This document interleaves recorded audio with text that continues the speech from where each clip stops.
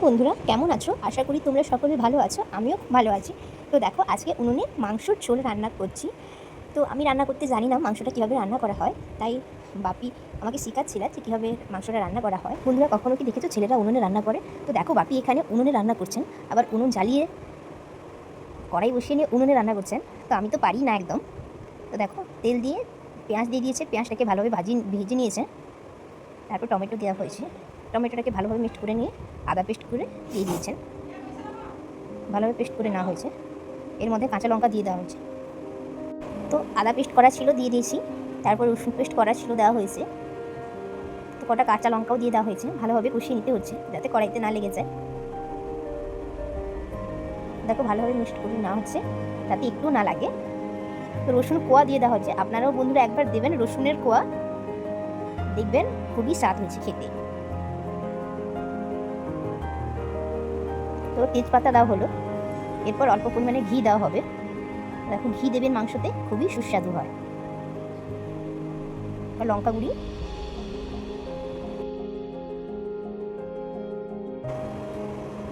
তো আপনারা যতটা পরিমাণে লঙ্কা খান ততটা পরিমাণে লঙ্কা গুঁড়ো দেবেন। অল্প পরিমাণে হলুদও দেবেন। এরপর ভালোভাবে মিশিয়ে নেবেন। তো দেখো, একটা কালার এসে গেছে। তো হালকা একটু জল দিয়ে দিতে হবে। ভালোভাবে নাড়াচাড়া করতে হবে যাতে না লেগে যায় কড়াইতে। তো খুব সুন্দর একটা কালার এসছে। দেখো, এবার মাংসটাকে যে ম্যারিনেট করা ছিল, ওই মাংসটা কড়াইতে দিয়ে দিতে হবে। তো আগে থেকে আমার মাংসটা ম্যারিনেট করা ছিল। এবার দেখো, কড়াইতে আমি ম্যারিনেট করা মাংসটা দিয়ে দিয়েছি। আপনারা এখানে দইও দিতে পারেন। আর অল্প উনুনে ঢাকনা দিয়ে দিয়েছি। ঢাকনাটা খুলে নিয়ে নাড়াচাড়া করে নিয়েছি, নাহলে কড়াইতে লেগে যাবে।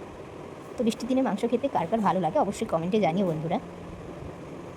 তো আপনি একবার উনুনে জ্বালানি দিচ্ছেন আর একবার মাংস রান্না করছেন।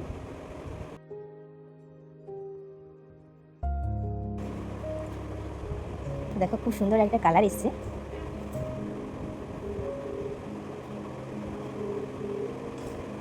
বৃষ্টির দিনে কষা কষা মাংসর সঙ্গে ভাত।